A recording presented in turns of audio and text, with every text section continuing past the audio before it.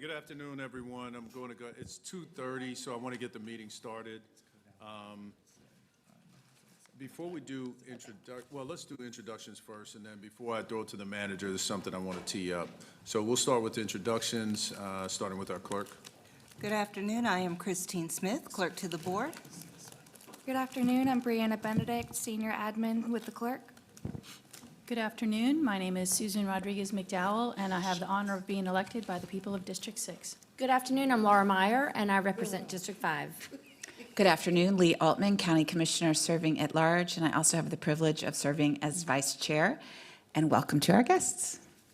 Good afternoon, everyone. My name is Mark Jarrell. I've been elected by the people of District 4. Also have the honor of serving as chair. Good afternoon. My name is Vilma D. Leak, and I represent the most powerful district in the county, and that's District 2. And I have a representative here today at this meeting. Will you stand up, young lady? Her father pastors one of our major congregations in this city, and she's here tonight to learn what's going on with the county. Thank you for being here.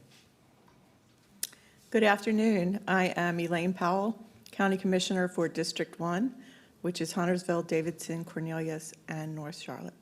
Welcome. Good afternoon and welcome, everyone. My name is Commissioner Yvette Townsend Ingram, also known as Commissioner YTI, and I represent you at large on the Board of County Commission. Good afternoon, Tyrone Wade, County Attorney. Good afternoon, Mike Bryant, Mecklenburg County Manager. Thank you. Do you want to, executive team, please? Yeah. Sure thing. Good afternoon, Leslie Johnson, Deputy County Manager. Good afternoon, Michelle Attree, Deputy County Manager. Good afternoon, Derek Ramos, Deputy County Manager and Chief of Staff. Good afternoon, Nathan Cox, County Budget Director. Hey, everybody, Mike Griswold, Director of Strategy and Vision. Good afternoon, Zach Willis, Senior Assistant to the County Manager. Lizette Nimmons, Intergovernmental Affairs Manager. Thank you. All right, at this time, just join me for the Pledge of Allegiance, please. Pledge allegiance. To the flag of the United States of America and to the republic for which it stands, one nation, under God, indivisible, with liberty and justice for all. Thank you. Dr. Campbell, will you missed introductions. Will you just introduce yourself? Dr. Kim Campbell, Deputy County Manager over the Consolidated Health and Human Services Agency. Thank you. And I just want to let everyone know that Commissioner Dunlap and Commissioner Griffin will not be joining us today. Before I turn it over to the manager, there are a couple things, colleagues, that I want you guys to be aware of. One thing that I've decided to do as we start our meetings from now on, I want the community to know and be grounded in what our mission is and our vision from a county perspective. And then I also want to give visibility to our board priorities. I really want that to just be front and center in all of our meetings. So I'm going to ask you all to just always be patient and allow me to carve out 60 seconds to be able to read and to be able to make sure that the community is clear. So at this time, that's what I'm going to do. Mecklenburg Board of County Commissioners' vision is as follows. Mecklenburg County will be a community of pride and choice for people to live, learn, work, and recreate. The county vision to be the best local government service provider. The Mecklenburg County mission is to serve Mecklenburg County residents by helping improve their lives and community. Our 2026-2027 board budget priorities, as voted on, are economic development, education, environmental stewardship, health equity and wellness, services for seniors, workforce development, and reducing racial disparities. So again, that'll be something that we will go through as we conduct every meeting as far as the budget policy and our normal business meeting, to make sure that we level set and keep those items in the forefront of our mind before we take any action. And at this time, I'll turn it over to the manager to guide us through today's agenda. Thank you, Chairman Jarrell. There are 2 items on your workshop agenda for this afternoon. The first item is a follow-up from my ride to district with the board. A couple of you have inquired about a vacant facility that is located on LaSalle Street, close to Betty's Ford Road. In addition to receiving questions during those ride-alongs, I've also received some inquiries from board members outside of that as well. So I'm pleased to bring this forward to you. What I'm looking for from the board is feedback on potential options on how we could possibly utilize this facility. Based on that feedback, the team and I will take that into consideration and, of course, factor that as I prepare my recommended budget for this upcoming budget cycle. I will also call out that depending the feedback that we receive from you, that this facility can possibly tie to several of your board priorities, ranging from economic development, workforce development, health equity and wellness, as well as reducing racial disparities, in addition to the others also. But I wanted to, again, make that connection in light of our chairman's comments in opening today's meeting. With that, Chair Jarrell, I'm going to ask that you recognize Zach Lewis to bring forth this presentation to you. All right, Zach. This is John. I think he's going to tell us in just a second.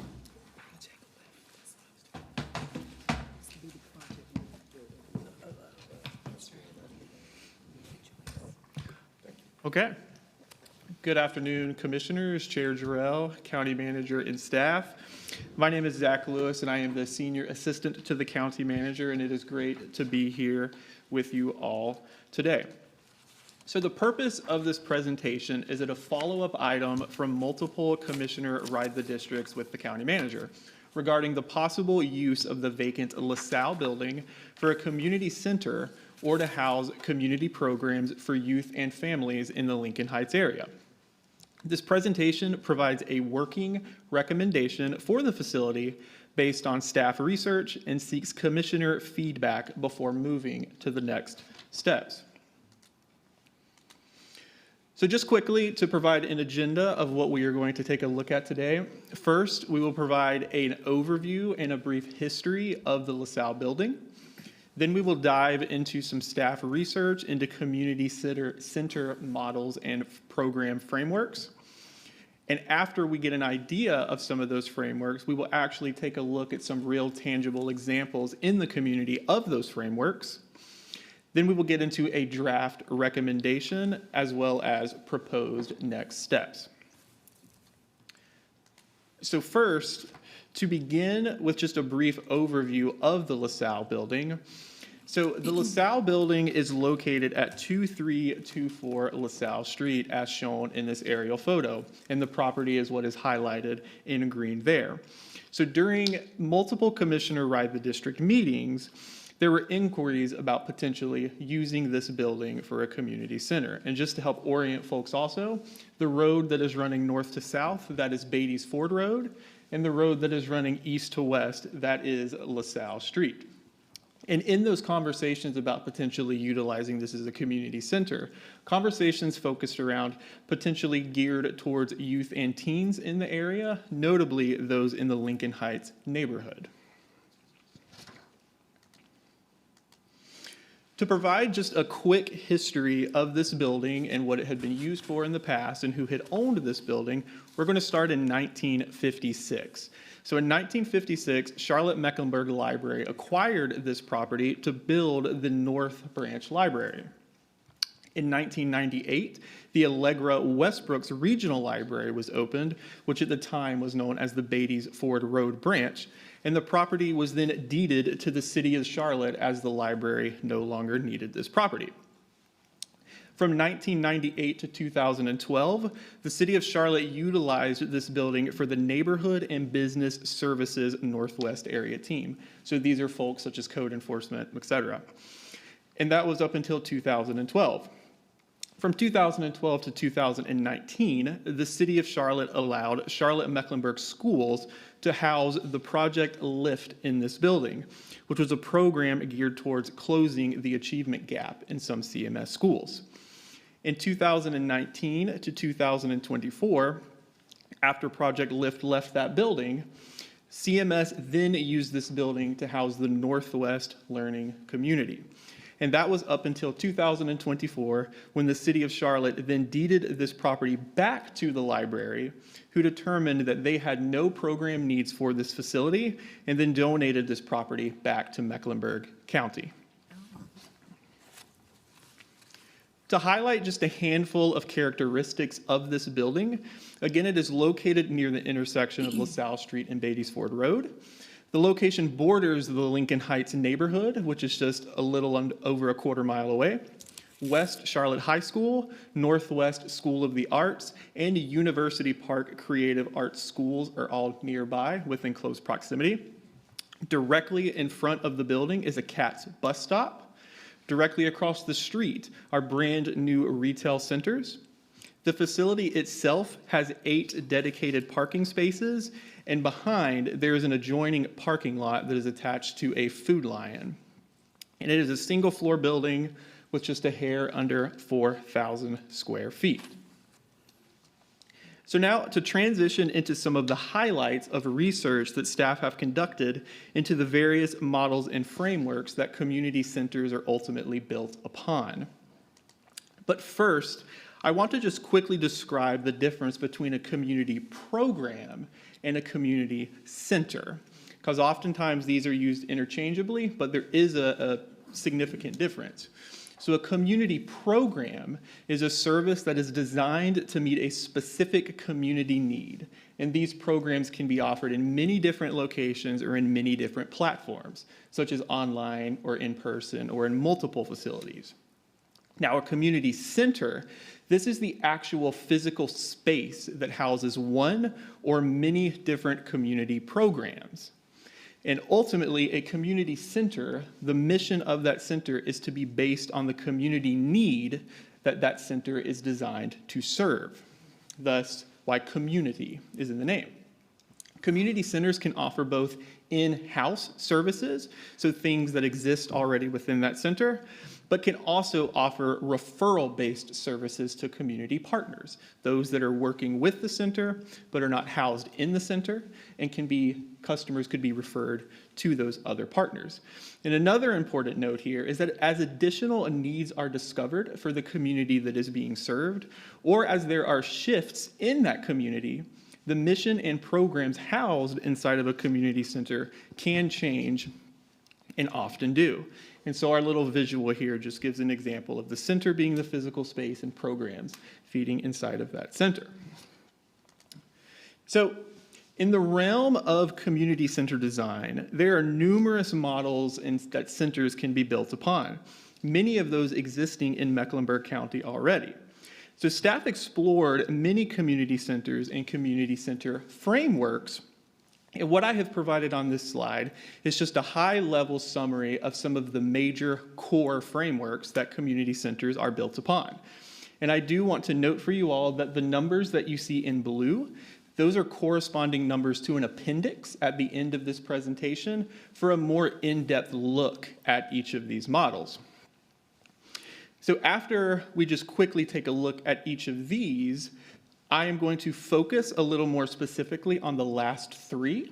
We're going to take a little bit more in-depth look at those and also look at some real tangible examples in Mecklenburg County. But I do want to note ahead of time that the program examples that are in the appendix and those that we are going to take a look at are not being endorsed or recommended in this presentation, rather are just being used as examples to illustrate real-world, tangible examples, again, of these models. But starting at the top, a creative and artistic expressions model. So this design model tends to use the arts, from music and visual arts to media production, as a primary vehicle engagement, personal growth, and providing a safe, non-violent outlet for expression. The recreation and safe haven model. This model's core purpose is ultimately to provide a safe, supervised space with a variety of recreational activities for a community, offering a positive alternative to negative influences and simply providing a place for kids to be kids. The crisis intervention model. This is the most specialized community center model, which tends to offer 24/7 support that provides immediate on-site care, temporary shelter, and even professional support services for people facing an acute crisis, such as homelessness, conflicts, or mental health emergencies. The Services for Seniors model. This is also a very specialized model and tends to tailor services specifically to senior citizens to support health, independence, and social well-being through activities such as health, wellness, social activities, and recreation. And again, these last three here we're going to take a little closer look at, but first, the Skills and Career Development model. This model tends to focus on preparing teenagers for future employment by offering vocational trainings, job readiness workshops, internship opportunities to build marketable skills. The Youth Leadership and Civic Engagement model. This model tends to empower teenagers to become active community leaders by teaching them about civic processes and giving them a voice in decisions that affect their neighborhoods. And then lastly, the Comprehensive Support model. So this model provides a wide range of services to the community, including academic help, mentorship, health services, and/or life skills to address all aspects of a teenager's well-being and promoting holistic development. And again, for more information, you can reference the page numbers in the appendix. But as I mentioned, I just want to take a quick look at those last three, starting with the Skills and Career Development model. So again, this model focuses on preparing teenagers for future employment and career paths, often with a specific emphasis on in-demand skills. Typical services you see in a center with this model are vocational training programs, internship and job placement support, entrepreneurship programs, and even digital literacy courses, such as on computer softwares, online training, etc. And as an example, you may see a center that has a dedicated computer lab with industry standard software, or even a kitchen inside for culinary training. They would build strong partnerships with local employers or educational institutions to ultimately create a pipeline for participants at this center. To show a couple real-world examples in Mecklenburg County, the first one is Do Greater Charlotte. So Do Greater Charlotte is an organization here in Charlotte that builds creative confidence in underserved and under-resourced communities through design, entrepreneurship, and innovative technology. This organization provides advanced technology tools, creative spaces for nurturing community through programs such as technical classes and trainings, summer camps, open studios with design spaces, and provides real-world work experiences. Another example is Junior Achievement of Central Carolinas. So Junior Achievement ultimately offers programs and classes to all grade levels focusing on skills such as financial literacy, entrepreneurship, work readiness skills, and importantly, these programs are designed to connect to real-world experiences and their school's curriculum. The Youth Leadership and Civic Engagement model, again, empowers teenagers to become active and positive change agents in their own community, learning about civic processes and the powers of their own voices. Typical services in this model include youth councils, community organizing events, identifying how to find a problem in your community and create a solution for that problem, leadership workshops, teaching skills such as public speaking, team building, conflict resolution, and importantly, volunteer opportunities where teenagers are connected with local nonprofits and community events where they can volunteer. As an example here, a center could potentially host a forum with local politicians or community leaders, allowing these teenagers to ask questions and voice their concerns directly. The center's mission is ultimately to develop the next generation of leaders. To take a quick look at some examples for these as well, the Young Black Leadership Alliance is an example that is actually headquartered. It is a national program that is headquartered here in Charlotte. This organization offers several programs dedicated to identifying, educating, and developing young Black leaders to have a positive impact on their communities and beyond. And this is primarily accomplished through 3 programs: an ambassador program, the Black Talent Pipeline program, which provides training and development opportunities to prepare for internships and employment, and as well as YoPro, which stands for Young Black Professionals Program, which is a networking, learning, and social activities group to build connections and foster community. One more example of this framework is Generation Nation, which started out as kids voting in the 1990s. This organization provides children of all ages in the area opportunities such as building social capital, learning about civics, government, and community, ultimately helping to lead to a career of leadership success. This organization offers many different programs to students of all ages in the area, but one I did want to highlight here is this is the organization that facilitates the CMS School Board Student Advisor Program. And the last one we will take a quick look at is the comprehensive support model. So the easiest way to think about this model is this is the a little bit of everything model. It is designed to address a wide range of needs, often with the goal of holistic development and stability. Typical services you may see in a comprehensive support model community center are academic support, mentorship, social supports, mental and physical health, life skills, recreational activities, and visual arts. You can just pick and choose. There's a lot of different offerings inside of these. A prime example of the comprehensive support model in Mecklenburg County is Time Out Youth. Time Out Youth provides holistic support to youth of all ages, specifically geared towards the LGBTQ+ community here in Charlotte and the surrounding areas. And just to give an idea of how this is comprehensive, they offer crisis intervention. It's identified as a safe space, recreational activities, support services, academic support, and the list goes on and on. As I had mentioned prior, this is also an example of a center that has in-house supports, but also referral-based services to partners as well. So now that we have went over at a high level many of the models that staff have looked into, I would like to transition into the working recommendation. And I emphasize working because, just to reiterate again, the purpose of this presentation is to begin gathering feedback from commissioners as we finish baking this cake, if you will, either today or offline as it has had a little bit more time to digest.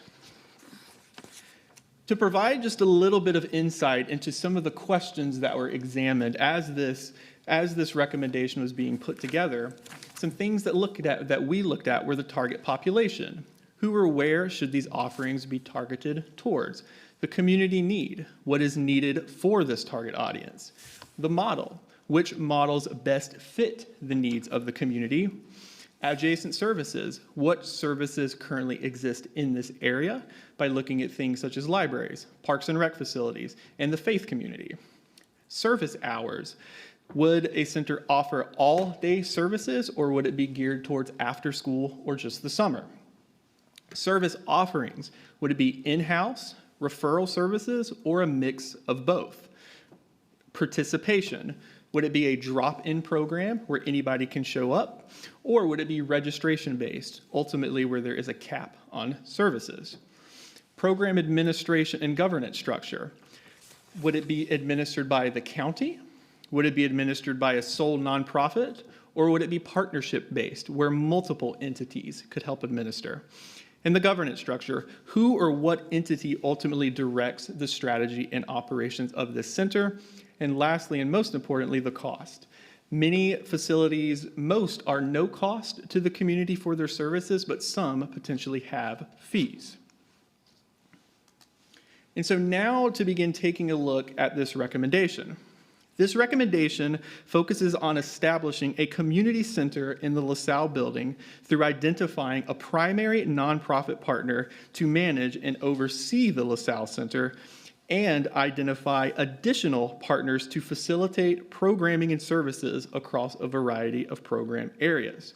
The target population is youth through teens and families in the Lincoln Heights neighborhood area, with the goal of the center to provide convenient, accessible, and safe opportunities for the whole family to increase their upwards economic mobility. This identified model for this is a hybrid model focusing primarily on including services from 3 of the models that we have reviewed: skills and youth development, youth leadership and civic engagement, and comprehensive support. For service offerings, these are proposed to maximize the usage of the facility, tailoring primary services to families and adults throughout the day and youth through teens after school, with weekend and potential summer offerings as well. The proposed governance structure of this center would be administered by a sole nonprofit operator with partnership programming governed by a community steering committee. So to refer back to our visual from earlier between the differences of a community program and a community center, in this current working recommendation for the LaSalle Community Center, the focus areas of skills and career development, leadership and civic engagement, and comprehensive support. Now, by using this hybrid approach, this center could pull service offerings from a variety of frameworks to address various community needs. This proposal identifies potential programs and services falling into one of 4 buckets that could be pulled from.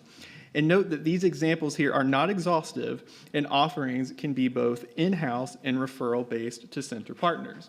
And as an example of these buckets, Bucket 1, youth and teen academic and life skills, with potential offerings such as after-school drop-in hours, academic support and enrichment, creating a safe place, mentorship and leadership development programs, recreation and creative expression programs, personal development programs, and mindfulness and mental health workshops. Bucket 2, adult and family empowerment, with potential offerings such as financial literacy, career coaching, parent and family support workshops, legal workshops, or resource assistance. Bucket 3, upwards mobility pathways, with programs such as workforce readiness, hard skills and certifications, both technical or trade, learning how to use a computer program, learning how to use a 3D printer, etc. Entrepreneurship and business fundamentals, apprenticeships, academies, and even personal finance courses. Bucket 4, community and family engagement. This offers the potential for community projects, service and volunteer initiatives, identifying potential projects in the area, and putting together a plan to address those. Parent-child activities, and youth and family events. To provide a little bit more information about the proposed governance structure, it would ultimately consist of 3 main roles: a lead entity, a lead operator, and an advisory board. In this example, the lead entity would be Mecklenburg County, with the responsibilities of providing the facility, providing funding, and approving the lead operator's budget, identifying the activities scope of the facility, managing a request for proposal process for identifying the primary nonprofit, who would be the lead operator, overseeing performance of the center, and assisting in outreach and communications. The lead operator would be the primary nonprofit partner, whose ultimate responsibilities would be establishing and managing the operations of the center, identifying and maintaining program partners, developing scheduling for the program partners, identifying additional potential funding streams, and establishing performance indicators and reports on facility performance. And the third piece here is the advisory board. Advisory boards typically involve members of the neighborhood. This can include both teens and seniors, county representatives, representatives from the nonprofit community, as well as law enforcement such as CMPD or the sheriff's office, just to name a few. The responsibilities of the advisory board are often established during the planning stages. Advisory boards tend to be brought together in early planning to really start to lay the foundation for what a community center is going to be built upon. This group directs activities and major decision points and operations for community centers and provides recommendations on programmatic changes as those shifts may be seen in the community. Through consultation with asset and facilities management, arrangements like this are not uncommon, and Mecklenburg County has entered into facility use agreements with organizations in the past. Each agreement tends to come with its own details, but typically includes language around lease terms, lease rates, maintenance and upkeep, as well as repairs and replacements. As an example, I have provided a snippet from terms of a facility use agreement with Roof Above for the Forest Point Boulevard County properties used for supportive housing. And as you can see, it identifies things such as the lease term, the lease base rate, facility maintenance responsibilities, and repairs and replacements. In this example, or for this recommendation, this proposal for the LaSalle building would likely follow similar terms as the example we are looking at here. But Mecklenburg County would handle building systems, capital replacements, while the tenant would likely handle janitorial, groundskeeping, landscaping, and security system provisions. And I do want to note, because I forgot to mention, that in this example, you see that the base lease rate is $1 per year. So now to take a quick look at proposed next steps. After incorporating feedback from the board, either gathering feedback here today or offline as folks are able to digest this proposal a little bit more, first, we would like to pressure test recommendations with additional community leaders in the Beatties Ford Road and Lincoln Heights area. Then seek to identify any existing national models related to the finalized identified services. Third, determine any facility improvements or remodels that are needed at the LaSalle building. And then 4, issuing a request for information or a request for proposals to identify a nonprofit as a lead operator based on the identified scope. And so with that, I am happy to entertain any questions and feedback that you may have. I'm also happy to follow up offline if need be. And I appreciate taking the time, I appreciate you offering me the time to come share this working recommendation with you all. Thank you very much. Thank you, Zach. I know there's going to be feedback. Just colleagues, one of the things that the manager pointed out was that they really are looking for feedback. I know we can restate the problem all day, but let's try to give some directive and straightforward feedback if we can, and if we cannot, Mr. Manager, you give us a deadline when you need to have that feedback prior to going to the community, please. So I'm going to start with Commissioner Leek, because it is her district, I believe. It's right on the board of hers and Commissioner Dunlap's district. Let me first say thank you for the presentation. Information is awesome, and it covers a large area of answering to some of the needs in that area. And I think that everybody who's listed up there could be a part of it. I visit that area, was visiting once every 2 weeks, but I started going every week, and I'm not going to talk about condition. But when I look at a West Charlotte Rec Center is right there, could offer some of the same issues, support to that community that it's not doing as I perceive it to be by Park and Rec. And maybe I'm out of line when I say this, but I'm saying it for information and to be corrected if I'm wrong. There are schools seated that you listed in this very area, West Charlotte, Bronze, School of Performing Arts, and the Elementary School of Arts. So all that you've said could be done based upon the community itself, if the leadership was there to draw it out to make sure that something was happening. For the last 3 months or 4 months, I've been meeting with community leaders in that area about the problem, not just of youth, but of seniors, and the violence that's in that area. If you drive up 16, you see nothing but paper, and the city has a responsibility, and it's not doing its responsibility by cleaning up that area.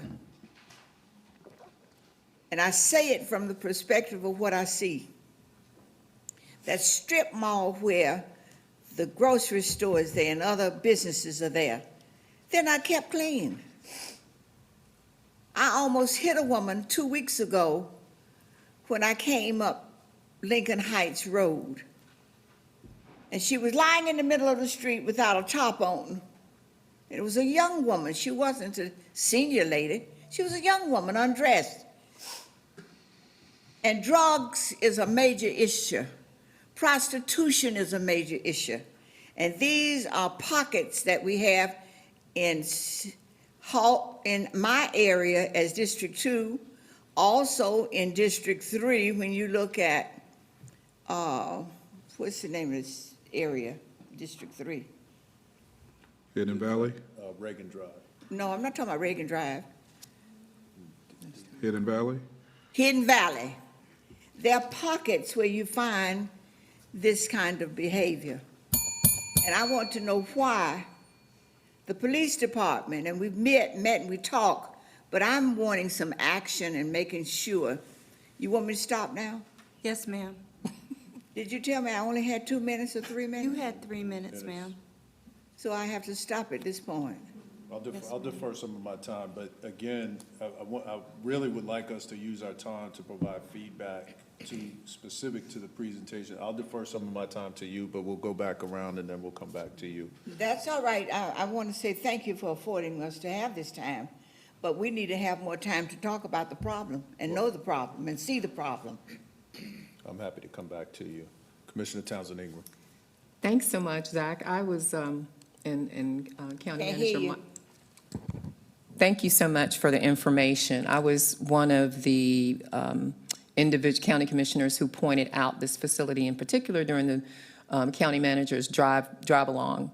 And it's because I live in this area. I've lived in this area for the almost 26 years that I've lived in Charlotte. And two things. I think the recommendations are great. I really appreciate the fact that you made a, defined community center versus community programs. That's key. I can tell you what I think based upon my living there, working there in the area, because I've also worked at Johnson C. Smith down the street quite often, or for several years.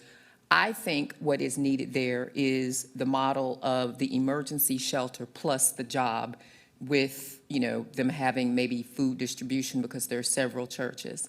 But here's the thing that I want us to remember. Just last Wednesday at First Baptist Church West, there was a community meeting, and it was called the Black Community Meeting. And what was significant, and that came out of it, I wasn't able to attend, of course, because we had our meeting, but what I read about was they want us as the county to ask them, to poll them, to say what do they need instead of us telling them what they need in that community. So I don't think it would be too difficult to poll that area, the zip codes in that area, to say what, give them a framework to work within. These are your options based on our capacity. What do you think would be more beneficial? I definitely think some kind of emergency shelter, food, things of that nature, because I know that kids at Johnson C. Smith need food and they need job development. That's the other thing. I think that center can be used for job development and for emergency, because I think that would fit the area. And Commissioner Leek is right. Like the parking lot for Food Line, you can't even see the parking spaces. I mean, that's something simple. When it rains, the parking lot floods and you can't really get out. You can't park close to the store because those areas, the parking lot has dips in it. So it needs some attention, and it wouldn't be difficult. But I think if we would focus on that and we would ask the community what do they think would be most beneficial to them, they would definitely tell us, and then we can work from there. And I think that, if you ask them and they tell us, then they'll be more apt to use it. Thank you. Thank you, Commissioner. Did you have something? Commissioner Powell. Thank you, Zach, for your very thorough presentation. It was very thorough. What is the state of the building? State of the what? The building. Like, is it in bad shape? We're going to have Mark Hahn come and answer that question. closed shelter for some time, so I'd imagine. I just wonder what the state of the building is. I was wondering the same thing. I don't know. When you first built it. Good afternoon, Commissioners, County Manager. The building's in decent shape. I think what you'd have to look at, it's got good bones. What would have to be looked at is what the ultimate use is and then what has to be done to accommodate that use. We can look at things like what kind of shape is the roof in and some things like that. But ultimately, there would probably be an upfit required inside to reconfigure it or do a reconfiguration for whatever the intended use is, whatever program type activities are in there. So that would be the main thing that I would see as a major cost for either the county or a tenant or whoever would occupy the facility. Yeah, that's my question, because if your rent is $1, what is the investment that's necessary to make it work? Right, and all that would have to be figured out, depending on who the tenant was and what kind of renovation would be needed for that specific use. It could be different with different types of programs, of course. One other thing, I heard emergency shelter. If there's any kind of overnight stays, that brings a whole different level of renovation into it, like a sprinkler system and things that require more intense code-related accommodations for that type of use. And we can double check on it, but I think the West Recreation Center is a safe place. I think we'll have to double check on that, but I think it's considered a safe place. Yeah, in the safe place designation, so many of you may have seen the big yellow signs that are outside of places. So that organizations that have that big yellow safe place sign are a part of, it's like a national safe place. It's a national certification that you can get with certain assurances and things that your facility will offer to ensure that folks are truly safe there. So yes. Thank you. And I agree with Commissioner YTI. I think that the best thing is to really engage with the community, especially community that you don't typically hear from, and especially youth. And, it's not my district, so they know more than I do. Thank you. Thank you. Commissioner Rodriguez-McDowell. Thank you, Mr. Chairman. Yeah, I'm going to have to echo, I was thinking the same thing about asking the community leaders. I hear you. I agree with asking the community leaders what they need, because I'm not as familiar with the area, but I do know that space is at a premium. Like groups are always looking for a space to meet, or nonprofits always need space that is in proximity to the folks they want to serve. And so I think it's awesome that the county has this opportunity to utilize this space and turn it over to the community in a way that, that helps them the most. One thing that I didn't hear that I would also be looking to see if there's a need for mental health, like a counseling center or something like that, because I think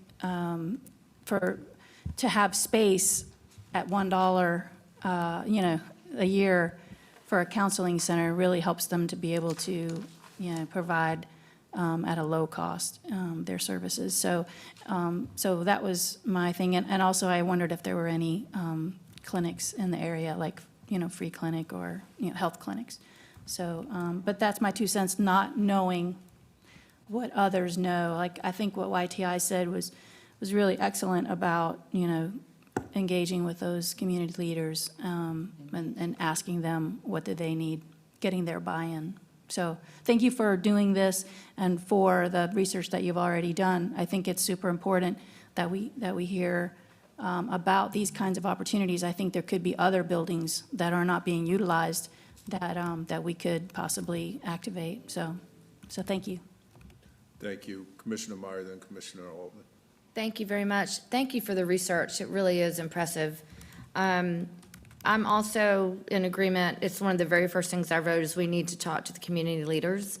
They know what's best and what's needed. In my mind, I always go to the youth, and I think of out-of-school time and how important it is for kids to have something to do and be constructive, including tutoring and mentoring and that sort of thing. But I really don't have anything else to add, except to our manager, thank you for this and for asking for our input. I really appreciate it. I'm really looking forward to seeing what comes of this. When I think of an emergency housing, I think of loitering and problems that arise from that. And so, again, I go to the youth and think how much we need to help our youth. So that's really all I have. Thank you.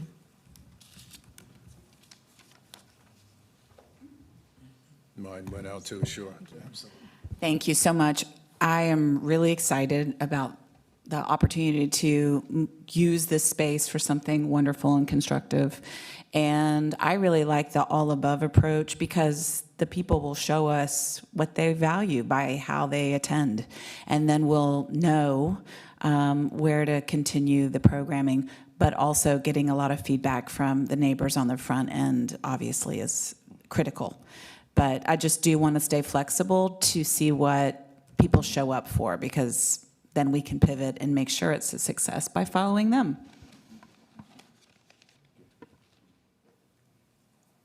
So Commissioner Leak, I'm going to give you 60 seconds. Is something else you wanted to add? I just want us to think about the total community. And talking is great, but action is better. And the reference to go back to making sure that we give that community, as we have been meeting as a community for at least 2, 3, or 4 months. And hopefully they will come up with a recommendation to this body as to what they want, not what we want, but what they want.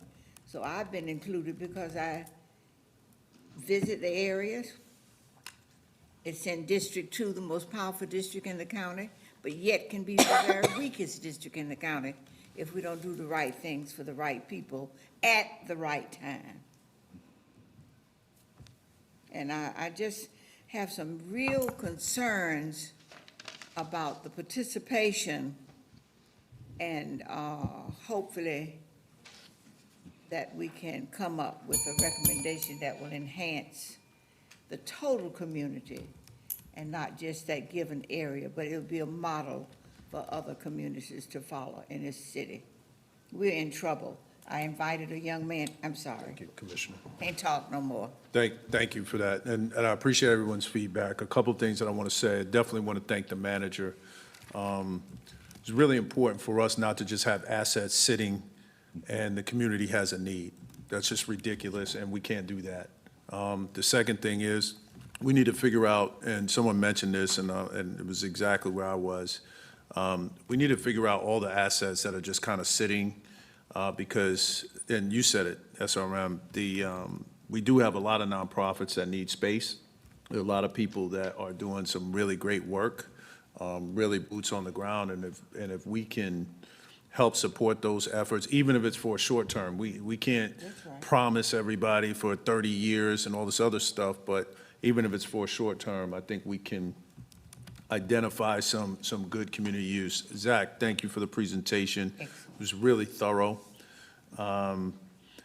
I agree with my colleagues with respect to outreach to the community. Let's hear what they have to say. I do want to remind everybody that, when I stepped into this role, one of the things I think I met with everyone, at least all the committee chairs, if not each and every one of you, and I said, we're in the business of doing transformational things. And when we take a community asset and we're able to figure something out and deliver what the community wants, that can be transformational. So I would want feedback from the community, just like everyone has mentioned. The final thing that I would say is this. I hope we may also consider, in a space that has 3,600 square feet, if it's possible to have multiple operators out of there. I know it would complicate things. I get that.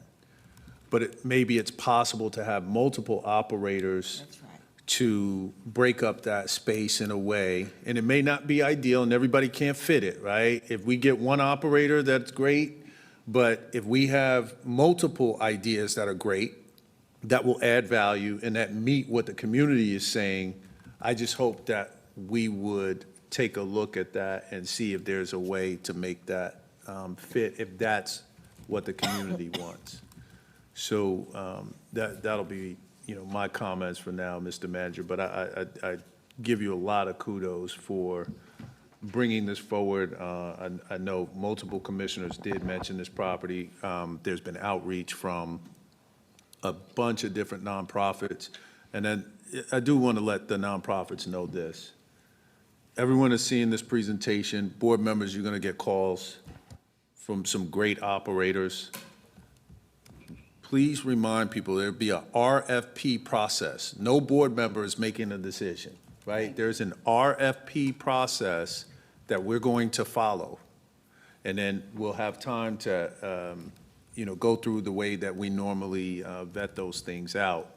But I think it's very important for people to know that it's an RFP process. The cake will not be baked. Whoever can deliver what the community is asking for, I'm sure will rise to the top. So again, thank you. And Mr. Manager, I'll turn it over to you for the next item. Thank you. Before we wrap this up, I want you to go to the next step slide, Zach.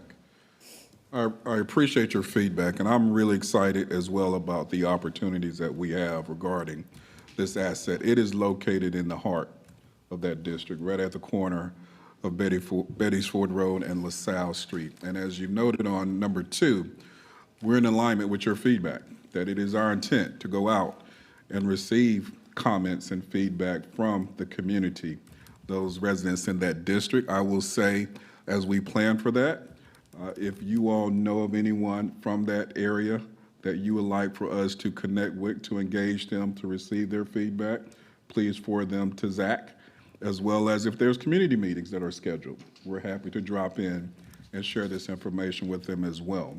And then also to our chair's point, that number 4, that RFI and RFP, we're going to follow that. After we get your feedback, get the community's feedback, certainly I may report back to you in terms of what we have learned and come back with a hard recommendation for your consideration, and then we'll post the RFP to see what we get. So more to come on that, but I just want to share with you in these next steps that based on your feedback, we're in alignment with each other. This is a question, Commissioner Boitier. So just one more recommendation with you saying, forward them all. Can't hear you with your back turned.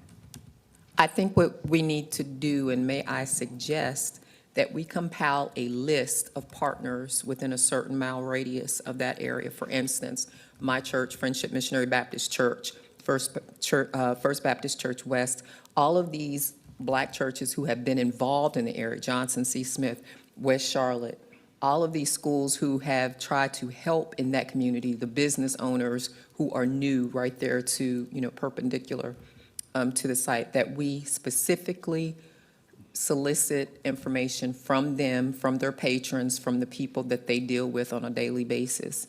And then, also, I heard, problems with loitering and things like that. That's already an issue there. So anything that we can add, we need to just, and I know it's hard to find funding for everything, but Commissioner, just. if you can go ahead, you've had the chance to make the recommendation. Okay. So if we can leave it there. Do you want to finish your thought? I'm sorry. I just want to say we need to spend the money that we need to spend to upfit the building to do whatever it is the community wants. Thank you. All right, thanks, Zach. The next item on the agenda, also we're seeking feedback from the board. I'm going to ask that Lisette Nimmons come forward to share with you a presentation that will highlight a strategic plan from Governmental Affairs. This presentation was also shared with the Intergovernmental Relations Committee on September 4th. And now we're going to share this with the full board, asking for your feedback as well before we finalize it and move forward.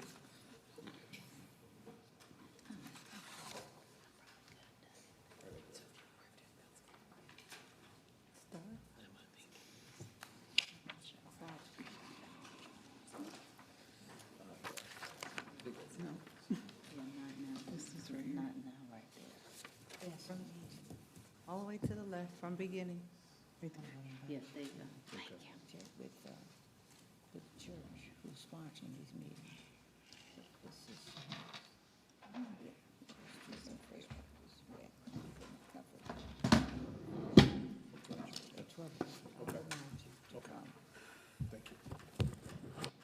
Good afternoon, Chair Jarrell, Board of Commissioners, County Manager, and staff. Today, I will provide an overview of the first proposed intergovernmental affairs strategy, which will guide our government affairs activities for the remainder of fiscal year 26. Our agenda includes an update on what's happening at the federal level, the state levels, as well as the function of intergovernmental affairs, the purpose of the intergovernmental affairs strategy, and the focus areas for Q2 and Q3. This was also presented during the September 4th IGR committee meeting, and the committee members had an opportunity to provide feedback here. So starting with our congressional update, Congress was in recess the month of August, and they returned last week to continue voting on their appropriations. Prior to recess, the House released 11 of their 12 appropriations bills, and they passed 2 of those 11. The Senate released 8 of their 12 and also passed 3 of those 8. So given this information, we will likely not see a budget by September 30th, as of course the House only passed the few appropriations bills that I mentioned. Again, this process will likely not be completed by that September 30th deadline. As in previous years, we may see Congress pass a continuing resolution, which they will need to keep federal funding moving for agencies. And if they cannot agree in these negotiations, we could see a government shutdown. Now, as of yesterday, the Senate was leaning toward a 2 to 3 month CR, while the House is looking at a longer term CR, which we could see maybe through a year. They do both hope that the earmarks will be included in these appropriations that they decide on, or the continuing resolution, excuse me. Also, we know that we have 2 earmarks that we requested. One was approved, and again, with either version, whether it's 2 to 3 months or a year, we should see those earmarks included. So moving on to the North Carolina General Assembly update, members of the General Assembly will convene monthly through April 7th, and during the remainder of the long session, they can vote on bills that made the crossover deadline, as well as bills that were not subject to the crossover deadline. And that includes anything that has a finance component, as well as the budget. Their next scheduled session date is September 22nd, and then short session will begin April 21st. During the short session, they may consider newly introduced bills as well as what I've named previously. And during that time, in addition, they can consider any bills that are subject to veto override through the end of 2026.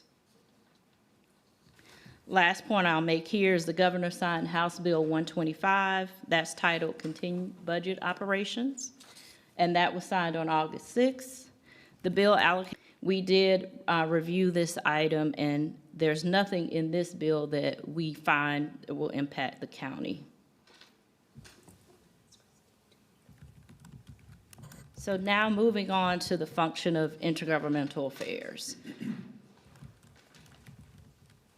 The current statement, which is listed at the link provided here on our website, reads that the Mecklenburg County Intergovernmental and Legislative Affairs Program manages the federal and regional legislative affairs for Mecklenburg County.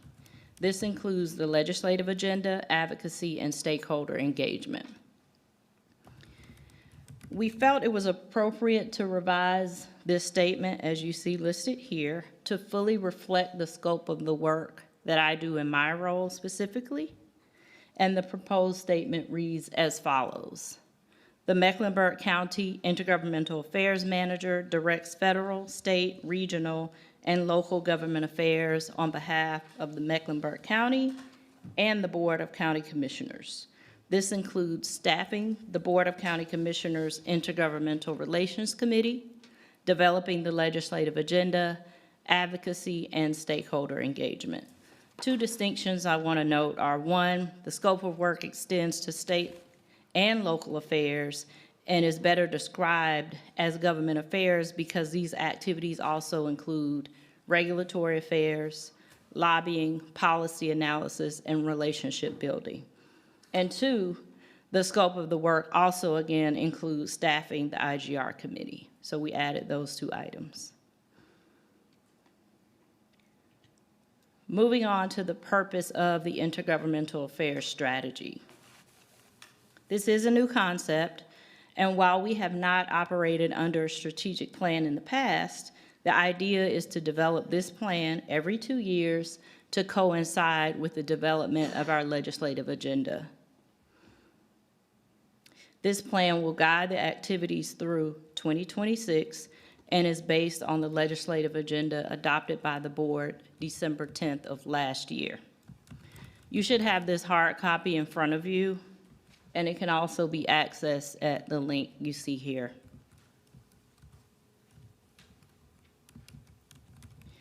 Two things you'll note here is that the goals, objective, and strategies in this plan will remain in place for the 2-year period, but the focus areas that we will identify are subject to change as we update this quarterly.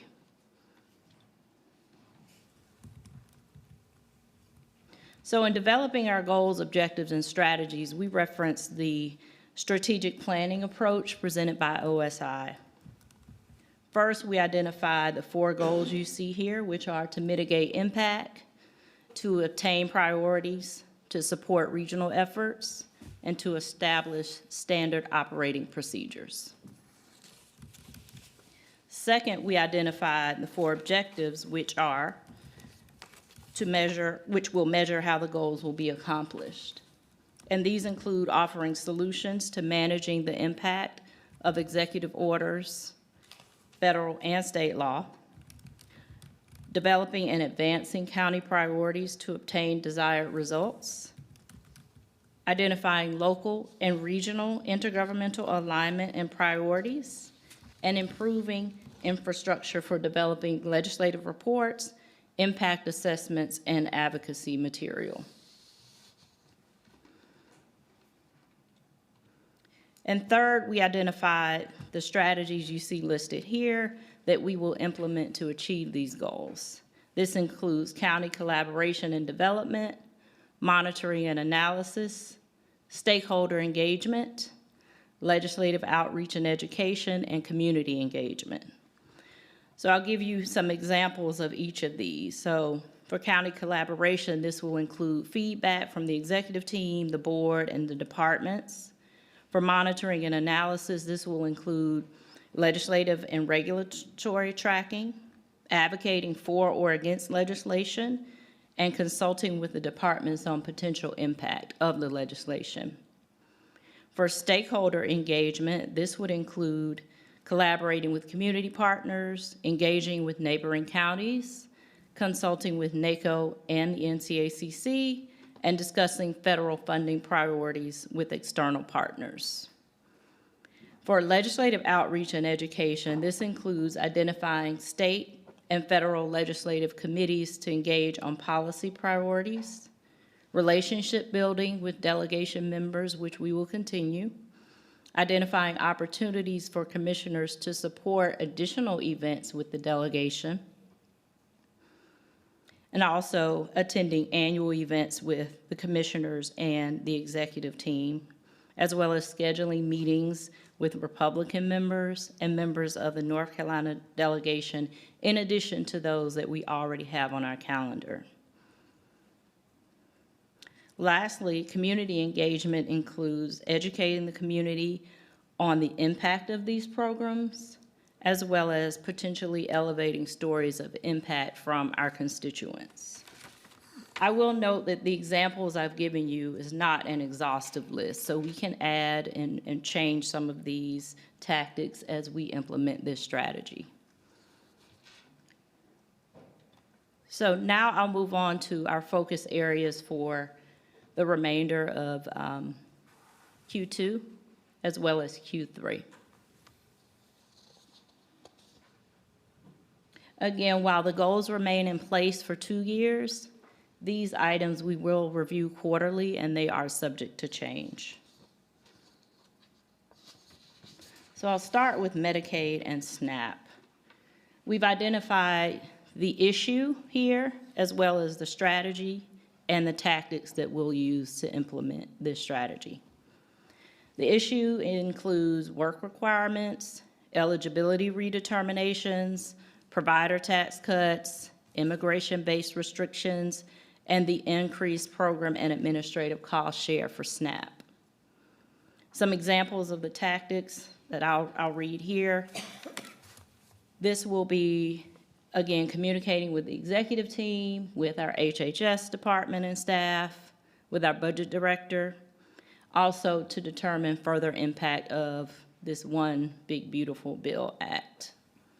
We will also be tracking proposed federal rules from CMS governing Medicaid and convening community partners for discussion on the impact of federal legislation.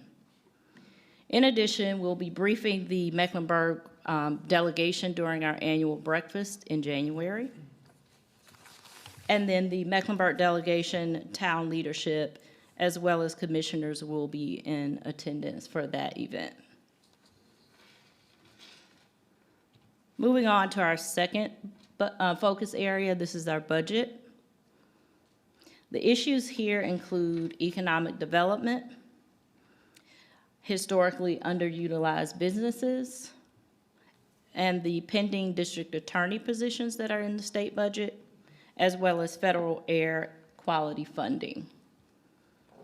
So at the state level, Senate Bill 257 will still be our vehicle for the state budget if the House and Senate can come to an agreement on passing this.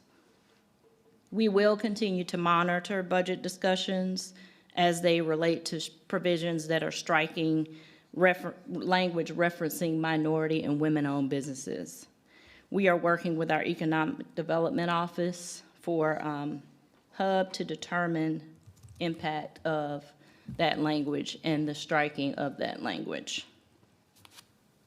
In addition, we're advocating to ensure that the provisions remain that provide for the additional district attorney positions that we are to have, that is included in that budget document.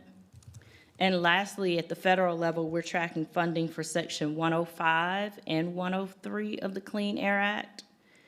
And right now, we're expecting a 4.3% cut to these sections, which is less than $30,000 for Mecklenburg County. And while this may not seem like a great impact, we still would like to see that level of funding remain as is. So for our budget area, some examples we would use are to consult with departments and directors on the potential impact of legislation, tracking appropriations at the state and federal level, consulting with neighboring counties on their budget concerns in these areas, as well as attending our annual conference with NACO, with the commissioners and the executive team. We will also be engaging with the federal delegation while we're in our district and consider meetings there.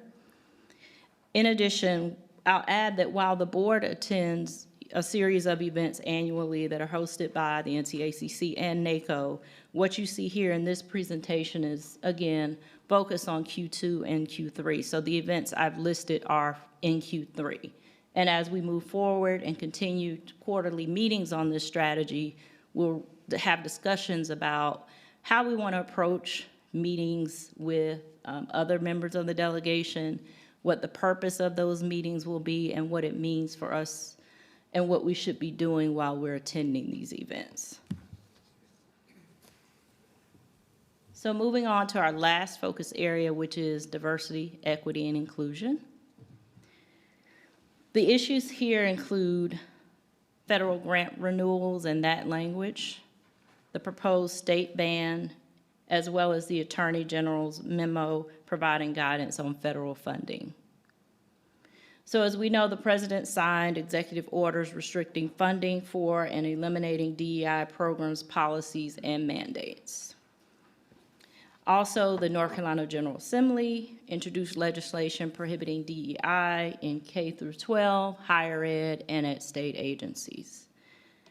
While these bills were vetoed, again, they are subject to override through the end of next year. So in this focus area, some of the tactics we will implement include continuing discussions with our executive team, with our economic development team, and with the Office of Equity and Inclusion on the impact of proposed state legislation.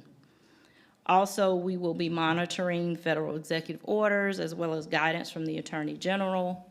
We will be tracking state legislation and potential vetoes and monitoring the status of litigation related to those executive orders. And also, we'll be supporting the Office of Equity and Inclusion in their conversations with stakeholders as well as community engagement.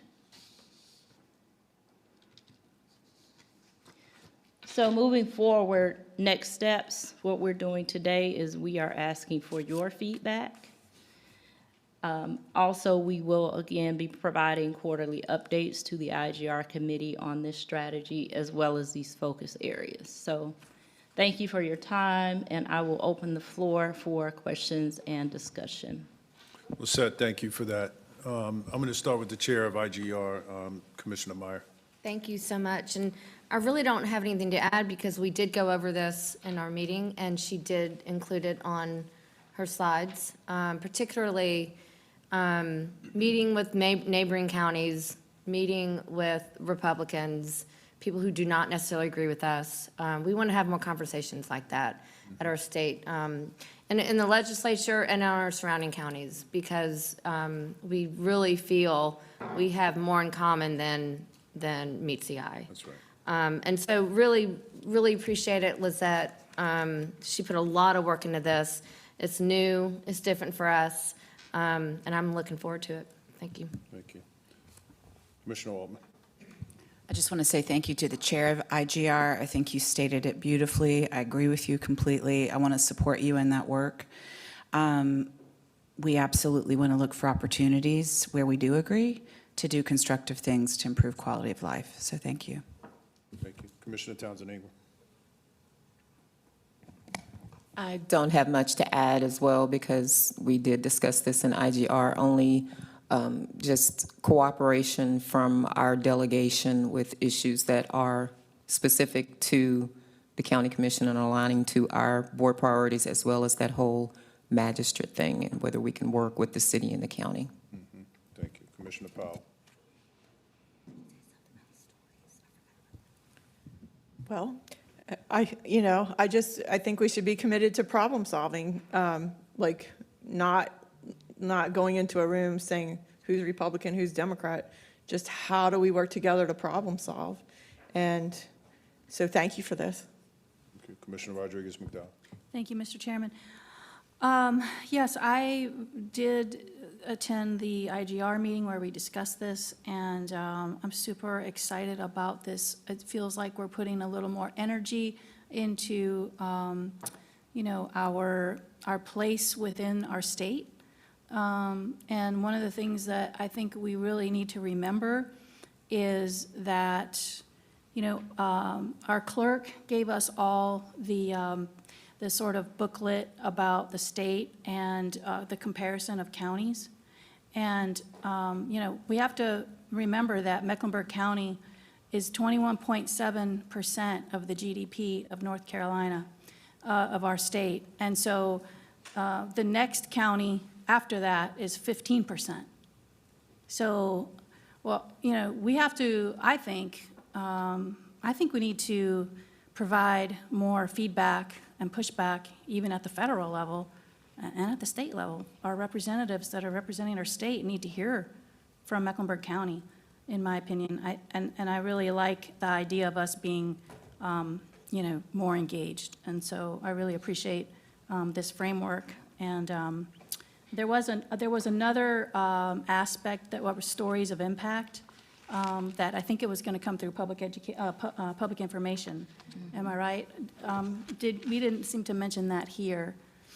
That is still part of the plan, yes. I mentioned it, if you look under, at the very last, under, Oh, page 8, I'm sorry. Yeah. But I also want to add, and Suzette is here, I don't know if you had comment, but we did talk about that, and we are sensitive to the fact that these are constituents and thinking about how we present that while preserving their privacy. So we'll be considering that. Great. Thank you. Commissioner Leak.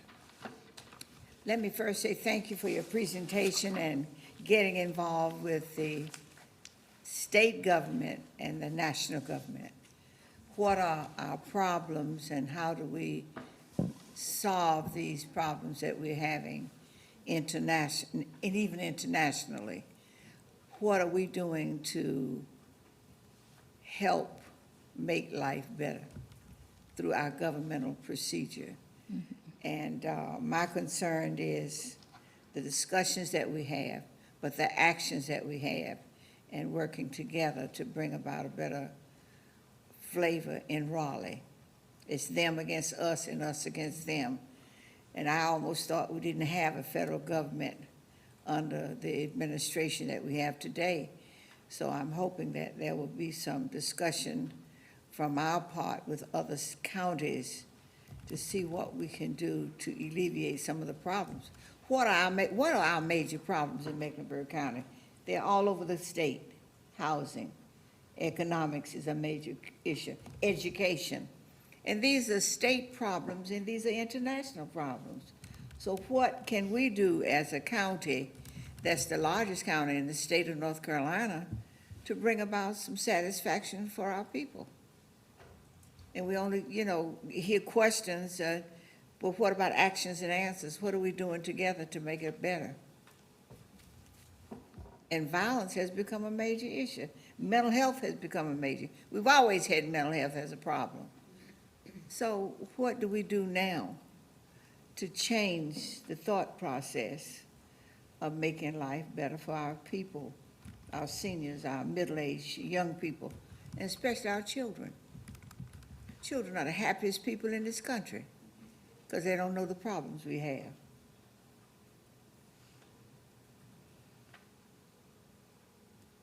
Thank you for the opportunity to speak. Thank Did you. I speak too long? The bell did not go off on you. Let me keep talking then. Commissioner Meyer, will you, for the public, name the members of the committee, please? Yes, it's Susan Rodriguez McDowell, Commissioner Townsend Ingram, and Commissioner George Dunlap, and myself. Thank you. So, Lisette, thank you for the presentation. I want to say to you, Madam Chair, great leadership, and to the committee members. I think this is a great job. We are in a position to be a lot more robust with our agenda. I particularly like the outreach to neighboring counties. And then the last thing I would just say is that Commissioner YTI is absolutely right with respect to that magistrate in the north. It's been something that we've been talking about for a really long time. And so for us to get laser focused on that is critical.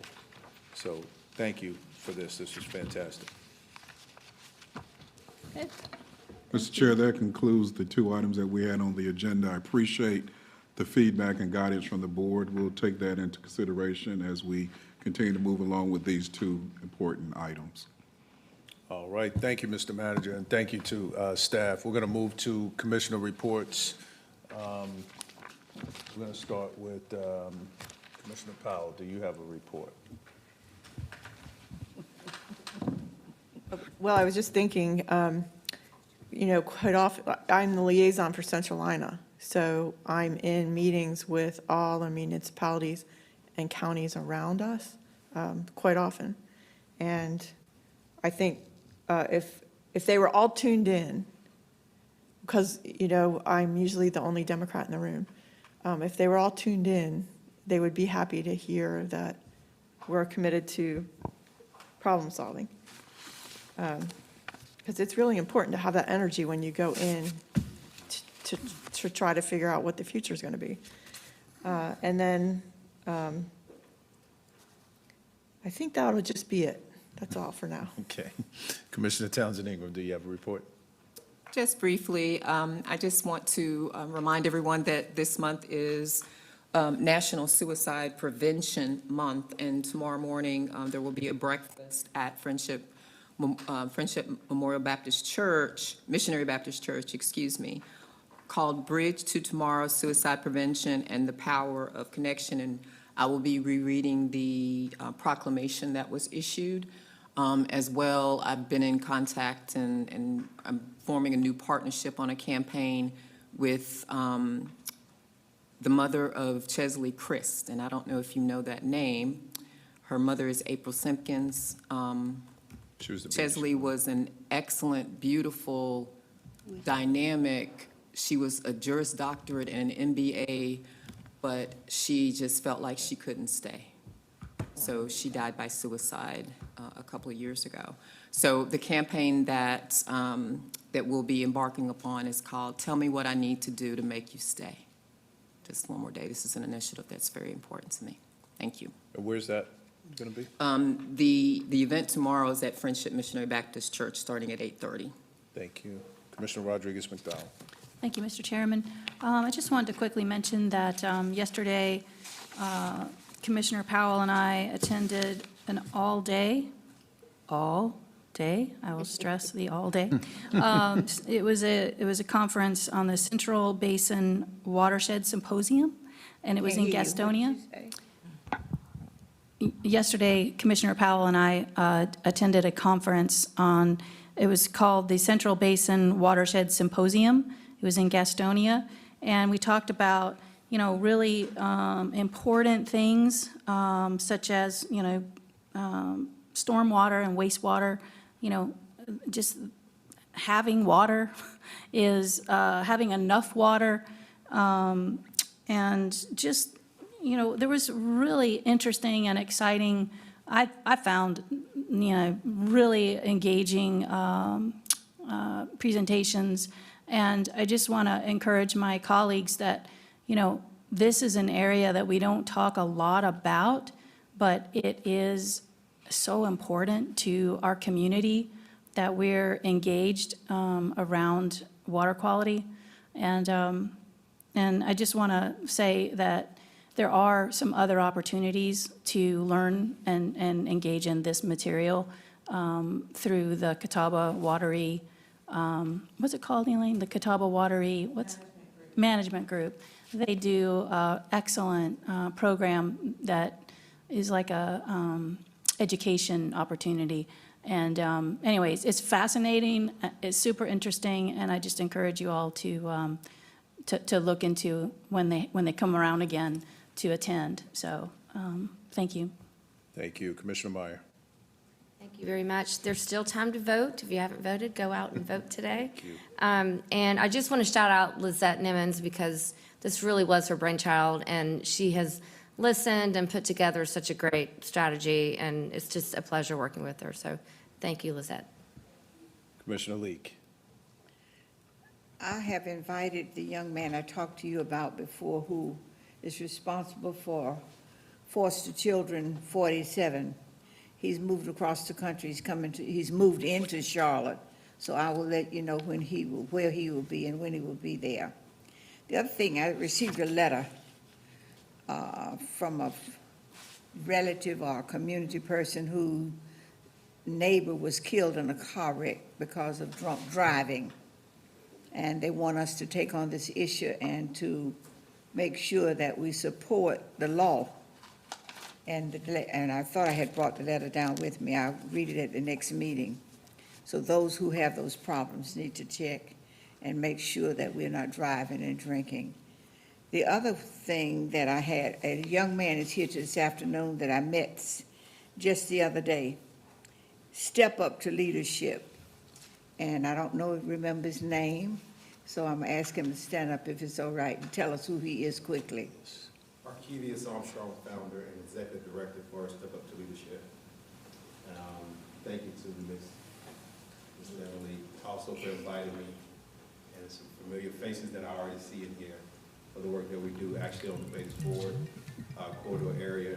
We've actually been servicing it for over 10 years. So I thought, and thank you for being here today. You promised me that you would, and you're here, so thank you. The last thing I want to say is that voting is today. And people don't usually participate in the election process unless there's a presidential election. So we are in serious trouble in this country when it comes to getting people out to vote and getting the right people to do the right thing for the right people. So I hope that we will encourage our neighbors to vote and to participate in the process. It's important. We are in trouble. We're either going to end up with a king or nothing in this country. And I'm worried about the state of America at this time. So thank you for the opportunity, for Thank you. allowing me to sit here, District 2. You elect me, not these people, but you do. Thank you. Commissioner Altman. No. So I just have one thing. Shout out to YTI for putting Justice Brown Jackson on the radar for this board. We had an opportunity, the community received a visit from Justice Ketanji Brown Jackson was here at the Carolina Theater.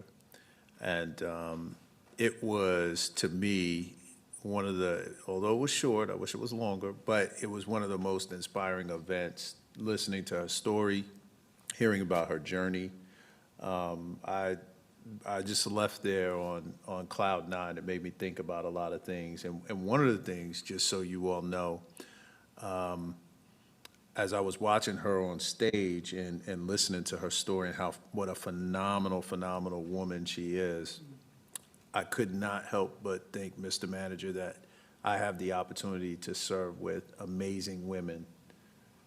And each and every one of you have your own stories that are inspiring. And sometimes we always look outside of our community and we look at others for inspiration. But I want you to know, and I want to remind you all, that there are many people within our community that are looking at each and every one of you. And as you are out and about, and as you are representing the county, as you're representing your districts, as you are, representing your personal passions, there are a lot of people that are looking at each and every one of you, and they look at you as inspirations in the same way that I do, in the same way that I know Commissioner Griffin and Commissioner Dunlap and all of the men who serve with you all. But I could not, it was just really striking to me as I had the opportunity to sit there, and I wanted to make sure that I shared that with you all and with the community and just say thank you for what you represent, thank you for who you are, thank you for the value that you add to this board. And that ends my report. And with that, I'll entertain a motion to adjourn. All those in favor say aye. Aye. Aye. Meeting adjourned.